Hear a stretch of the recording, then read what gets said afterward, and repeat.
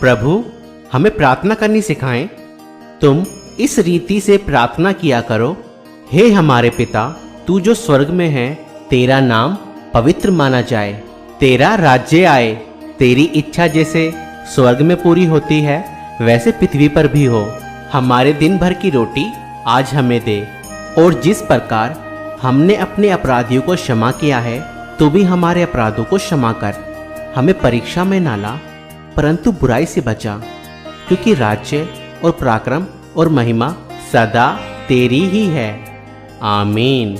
इसलिए यदि तुम मनुष्यों के अपराध क्षमा करोगे तो तुम्हारा स्वर्गीय पिता तुम्हारे अपराध क्षमा करेगा, और यदि तुम मनुष्यों के अपराध क्षमा ना करोगे तो तुम्हारा स्वर्गीय पिता भी तुम्हारे अपराध क्षमा नहीं करेगा।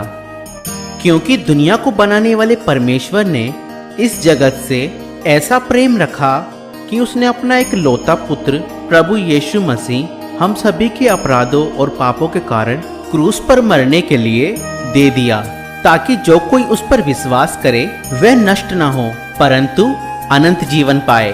परमेश्वर ने अपने एक लौते पुत्र को जगत में इसलिए नहीं भेजा कि वह जगत पर दंड की आज्ञा दे, परंतु इसलिए भेजा कि जगत उसके द्वारा उद्धार पाए। जो कोई उस पर विश्वास करता है उस पर दंड की आज्ञा नहीं होती, परंतु जो कोई उस पर विश्वास नहीं करता वह दोषी ठहर चुका है, क्योंकि उन्होंने परमेश्वर के एक लौते पुत्र के नाम पर विश्वास नहीं किया। और दंड की आज्ञा का कारण यह है कि ज्योति जगत में आई है और मनुष्यों ने अंधकार को ज्योति से अधिक प्रिय जाना, क्योंकि उनके काम बुरे थे।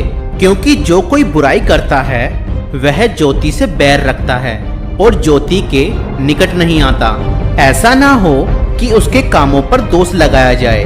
परंतु जो सत्य पर चलता है वह ज्योति के निकट आता है, ताकि उसके काम प्रकट हो कि वह परमेश्वर की ओर से किए गए हैं। मेरे प्रभु से यहोवा की वाणी यह है, तू मेरे दाहिने हाथ बैठ, जब तक कि मैं तेरे शत्रुओं को तेरे चरणों की चौकी ना कर दूं। तेरे पराक्रम का राजदंड यहोवा सिय्योन से बढ़ाएगा, तू अपने शत्रुओं के बीच में शासन कर। प्रभु तेरी दाहिनी ओर होकर अपने क्रोध के दिन राजाओं को चूर कर देगा। वह लंबे चौड़े देश के प्रधान को चूर चूर कर देगा। परमेश्वर का पुत्र इसलिए प्रकट हुआ कि शैतान के कामों को नाश करे। हे बालकों, तुम परमेश्वर के हो और तुमने उन पर जय पाई है, क्योंकि जो तुम में है वह उससे जो संसार में है बड़ा है। छू भी न पाएगा अब कभी वो मुझे, ना डरा पाएगा अब कभी वो मुझे, ना डरा पाएगा अब कभी वो मुझे। 6 वस्तुओं से यहोवा बैर रखता है, वरन 7 हैं जिनसे उसको घिरना है, अर्थात घमंड से चढ़ी हुई आंखें, झूठ बोलने वाली जीभ और निर्दोष का लहू बहाने वाले हाथ, अनर्थ कल्पना गढ़ने वाला मन, बुराई करने को वेग दौड़ने वाले पांव, झूठ बोलने वाला व्यक्ति और भाइयों के बीच में झगड़ा उत्पन्न करवाने वाला मनुष्य।